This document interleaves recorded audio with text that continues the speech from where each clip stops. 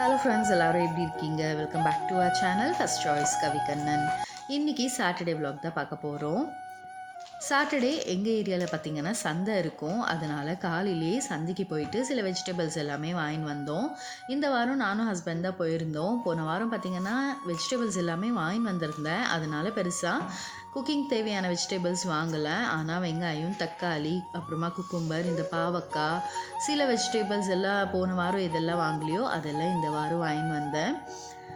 வாங்கி வரதை விட இதெல்லாமே வந்து நம்ம க்ளீனாக ஆர்கனைஸ் பண்ணி வைக்கிறது ஒரு பெரிய டாஸ்க்குன்னே சொல்லணும். ஏன்னா அதுக்கப்புறமா எல்லாத்தையும் பிரித்து ஃப்ரிட்ஜில் ஸ்டோர் பண்ணுறது தான் ஒரு பெரிய வேலையே.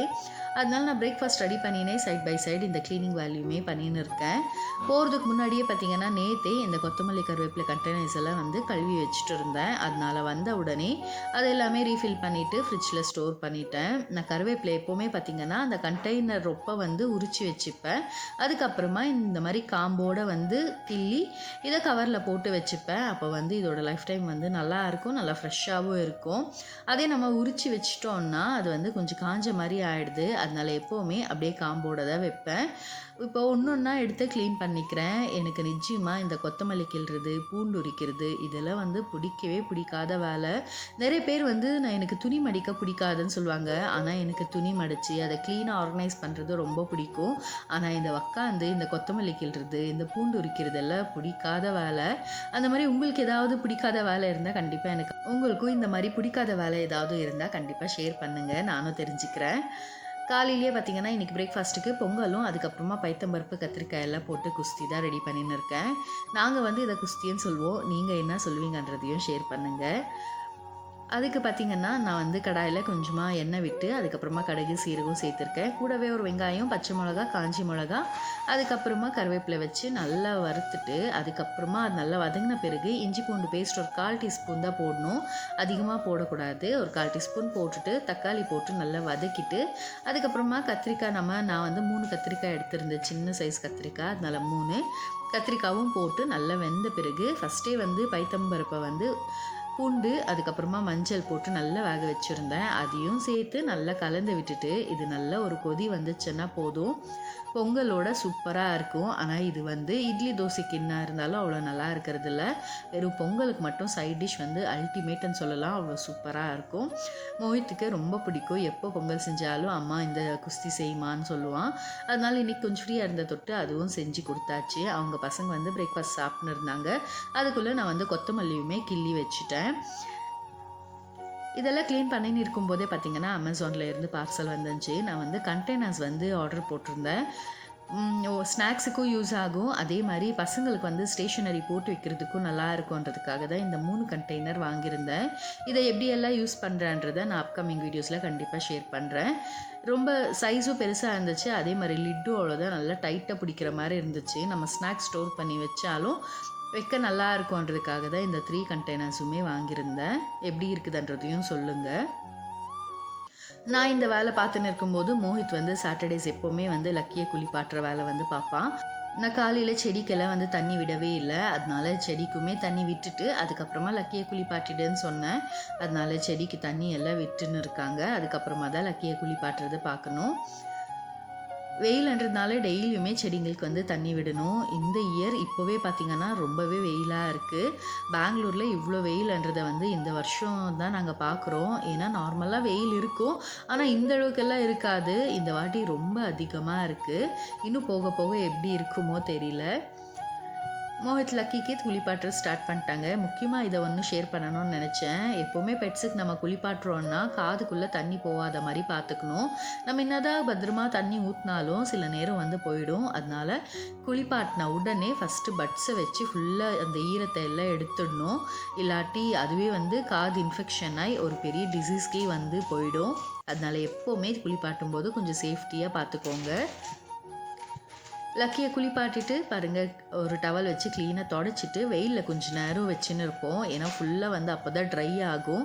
ஈரத்தோடு இருந்துச்சுன்னா அதுவே வந்து ரொம்ப குளிப்பாட்டின மாதிரியே இருக்காது. அதனால் கம்ப்ளீட்டாக ஒரு 10 நிமிஷத்துக்கு வெயிலில் இப்படி கொஞ்சம் நேரம் ஆட வச்சுட்டு கொஞ்சம் நேரம் டைம் ஸ்பெண்ட் பண்ணுவோம். லக்கி இன்னைக்கு குளிப்பாட்டின உடனே ஃப்ரெஷ்ஷாக இருந்துச்சா சார், அதனால் சில பிக்ஸ் எடுக்கலான்னு சொல்லிட்டு நாங்கள் மேலே வந்து சில பிக்ஸ் எடுத்தோம். அதுவும் உங்களோட ஷேர் பண்ணியிருக்கோம்.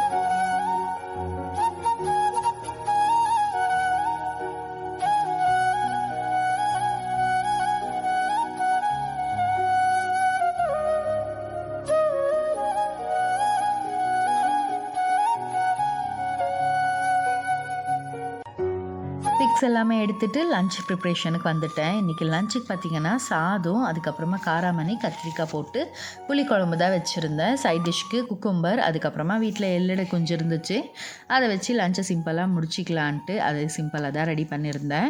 ஏன்னா லஞ்சு சாப்பிட்டுட்டு உடனே வந்து தோட்டத்துக்கிட்ட போகலான்னு பிளான் பண்ணியிருந்தோம். அதனால் லஞ்சையுமே சீக்கிரமாக முடிச்சுட்டு மீதி நமக்கு எங்கே போனாலும், நமக்கு வீட்டில் இருந்தாலும் சரி, அதே வெளில போகிறனாலும் சரி, நமக்கு இருக்கிற வேலை வந்து பெண்டிங்கில் இருந்துனே தான் இருக்கும். அதனால் லஞ்சை முடிச்சுட்டு அந்த சாமான் எல்லாமே கழுவிட்டு கிச்சன் எல்லாமே க்ளீன் பண்ணணும். அதனால் எல்லோரும் உட்காந்து லஞ்சு சாப்பிட்னு இருக்கோம். நான் எதுக்கு தோட்டத்துக்கிட்ட போனேன்றது எல்லாமே கண்டிப்பாக அடுத்த vlogல வந்து ஷேர் பண்ணுறேன்.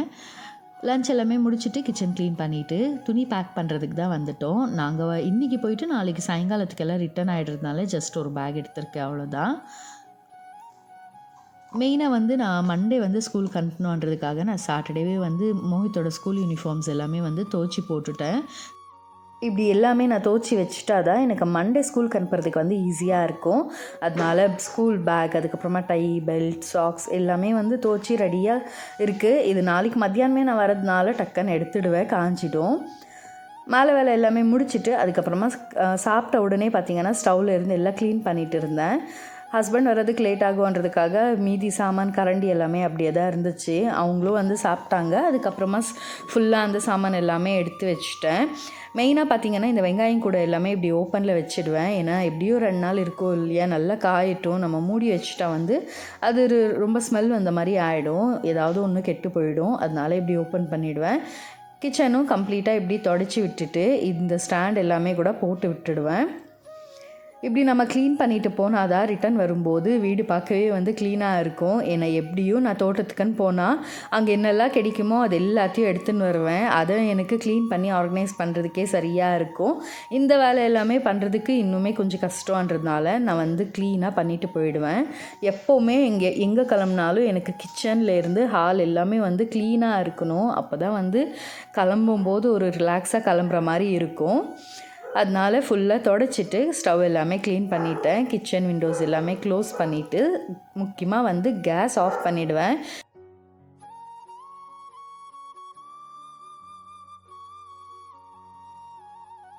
அடுப்பை காலியாக விட்டு போகக்கூடாதுன்றதுனால கொஞ்சமாக ஒயிட் ரைஸ் போட்டு இப்படி பாக்ஸில் போட்டு வச்சுருக்கேன். கிச்சன் எல்லாமே க்ளீன் பண்ணிவிட்டு அதுக்கப்புறமா தான் கிளம்பணும்.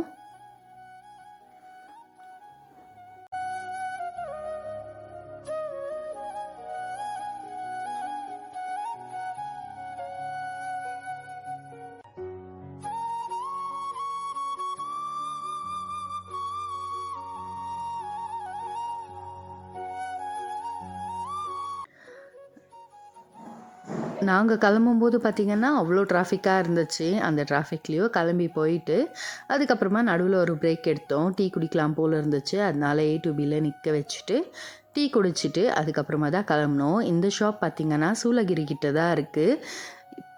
மெட்டீரியல்ஸ் எல்லாமே நல்லா யூனிக்காக இருந்துச்சு. அந்த டிசைன்ஸ் எல்லாம் அவ்வளோ அழகாக இருந்தது. ஆனால் எதுவுமே ஷாப் பண்ணுற மாதிரி எங்களுக்கு ஐடியா இல்லை.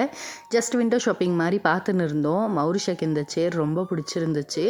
ரேட்டு கேட்டால் 2500ன்னு சொல்லியிருந்தாங்க. சும்மா ரேட்டு மட்டும் கேட்டுட்டு அங்கேருந்து அப்படியே கிளம்பிட்டோம்.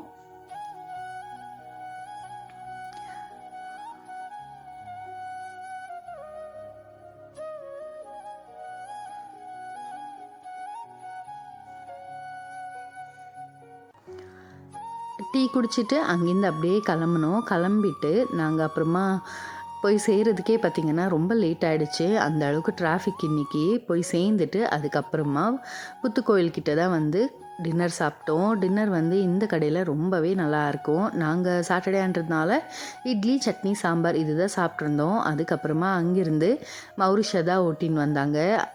மௌரிஷா கொஞ்சம் நேரம், நான் கொஞ்சம் நேரம் ஓட்டினேன். அதுக்கப்புறமா நைட்டு போயிட்ட பிறகு பசங்க எல்லாருமே ஸ்விம் பண்ணணுன்ட்டு கேட்டுன்னு இருந்தாங்க. எனக்குமே அவ்வளோ ஆசையாக இருந்துச்சு. ஏன்னா தோட்டத்துக்கு போயிட்டு ரொம்ப நாள் ஆச்சு இல்லையா, அதனால் தோட்டத்துக்கு போயிட்டு அங்கேருந்து மறுபடியுமே கொஞ்ச நேரம் நல்லா ஸ்விம் பண்ணிவிட்டு படுக்கவே 1 மணி ஆகிடுச்சு. அந்த நேரத்துக்கு அவ்வளோ ஜாலியாக இருந்துச்சு. கிளைமேட்டுமே அவ்வளோ ப்ளசண்ட்டாக இருந்துச்சு. நல்லா ஸ்விம் பண்ணிவிட்டு ஜாலியாக டைம் ஸ்பெண்ட் பண்ணிவிட்டு அதுக்கப்புறமா தான் படுக்க போனோம். எங்களோட சாட்டர்டே வீடியோ இப்படி தான் இருந்துச்சு. அந்த டே ரொம்பவே ஜாலியாக அதே மாதிரி ரொம்ப வேலியாகவும் இருந்துச்சு. உங்களுக்கு இந்த வீடியோ பிடிச்சிருக்குன்னு நினைக்கிறேன். பிடிச்சிருந்தா இந்த வீடியோக்கு ஒரு லைக் கொடுங்க. அதே மாதிரி உங்களோட கமெண்ட்ஸையும் சொல்லுங்கள். இதோட இந்த வீடியோவை முடிச்சுக்கிறேன். இன்னொரு வீடியோவில் சந்திக்கலாம். Until then, it's bye from Kavitha Kannan.